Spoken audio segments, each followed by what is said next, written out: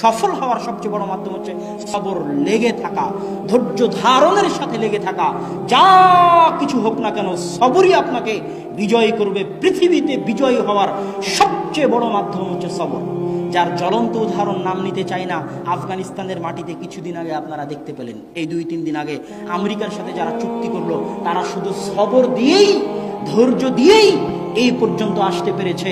ধৈর্য দিয়েই 20 বছর ধৈর্য। বাপ রে বাপ রে বাপ! কোথায় ইউসুফ আলাইহিস সালাতু ওয়াস সালাম, তার বাপ নবী, তার দাদা নবী, তার দাদার পিতা নবী, তার বাপ ইয়াকুব নবী, তার দাদা ইসহাক নবী, তার দাদার বাপ ইব্রাহিম নবী।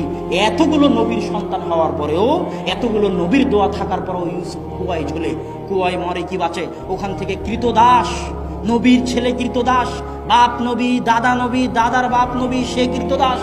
কৃতদাস হয়ে মানুষের বাড়িতে কাজ করে, অথচ তার বাপ নবী, তার দাদা নবী, তার দাদার বাপ নবী, ইব্রাহিম নবী, ইসহাক নবী, ইয়াকুব নবী, তাদের ছেলে ইউসুফ মানুষের বাড়িতে কৃতদাস হয়ে কাজ করে। আর বাপ কাঁদতে থাকে, কোথায় আমার ছেলে? বাপ কাঁদতে থাকে, কোথায় আমার ছেলে? কোথায় আমার ছেলে? দুইজনই নবী। তারপরে কৃতদাস অবস্থায় অপবাদ মাথায় নিয়ে জেলখানায় চলে যায়। 1 যুগ জেলখানায় কাটিয়ে দেয়। তিনি নিজে নবী, তার বাপ নবী, তার দাদা নবী, তার দাদার বাপ নবী। তাহলে কি রকমের ধৈর্যের পরিচয় তারা দিয়েছেন? ধৈর্য দিয়েই ইউসুফ এবং ইয়াকুব বিজয় লাভ করেছেন। আপনিও যদি আপনার জীবনে বিজয়ী হতে চান তাহলে ধৈর্য ধারণ করতে হবে। আমিও আব্বুকে মাঝে মাঝে বলি যে যত বিপদ আসুক, আল জামিয়া সালাফিয়া রূপগঞ্জ নারায়ণগঞ্জের উপর, আল জামিয়া সালাফিয়া ডাঙ্গিপাড়া পবা রাজশাহীর উপর, সালাফি কনফারেন্সের উপর। এই কয়দিন আগে দেখলাম DBC news channel Abdur Razzak bin ইউসুফের উপরে 2টি আলাদা আলাদা পর্ব তৈরি করেছে। আপনারা অনেকেই দেখেছেন না? আব্দুর রাজ্জাক বিন ইউসুফের উপর আলাদা পর্ব তৈরি করেছে। একটা বলছে সংবিধান বিরোধী বক্তব্য, আর একটাতে দিয়েছে নারীবাদ বিরোধী বক্তব্য। যত বিরোধিতা আমি দেখি আব্বুর, ফেসবুক সহ আরো বিভিন্ন জায়গায়, সেগুলো দেখে ধৈর্য ধারণ ছাড়া আর এমন কিছু নাই যেটা দিয়ে নিজেকে সান্ত্বনা দেওয়া যাবে। আমিও আব্বুকে বলি যে নারীবাদীরা আপনার শত্রুতা করে, নাস্তিক আপনার শত্রুতা করে, হিন্দু আপনার শত্রুতা করে, ভারতে তো আপনার সফর বন্ধ করে দিয়েছে, তারপরে এই টিভি চ্যানেলগুলো, সাংবাদিকগুলো আপনার শত্রুতা করে, এই মাঝহাবি যারা ভাই আছে তারা শত্রুতা করে কেস টেস দেওয়ার মাধ্যমে। এত শত্রুতার পরও শান্ত হয় না। আমাদের ঘরের যারা দিনী ভাই তারাও পর্যন্ত পিছিয়ে লেগে যায়। তাহলে কি বলবেন?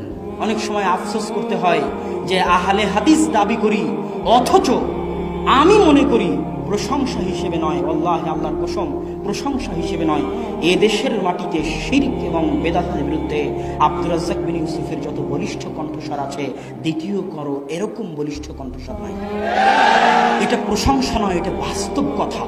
এবং যত ঘটনা আমি আব্বুর জীবনে দেখেছি, বক্তব্য দিতে গিয়ে মাঠ ছেড়ে পালিয়ে যাওয়া, রডের বাড়ি নাকের উপর লাগা, নাক ফেটে রক্ত বেরিয়ে আসা, এই যে কঠিন দাওয়াতি মুহূর্তগুলো, বাংলাদেশের আনাচে কানাচে গিয়ে এইভাবে বিপদ বাধা বিপত্তি উপেক্ষা করে দাওয়াত দেওয়া। আমরা তো সোনার চামচ মুখে নিয়ে বড় হয়েছি, আব্বুদের তৈরি করা মাঠে বক্তব্য দিচ্ছি, আমাদের মতো হাজারো বক্তা বক্তব্য দিচ্ছে।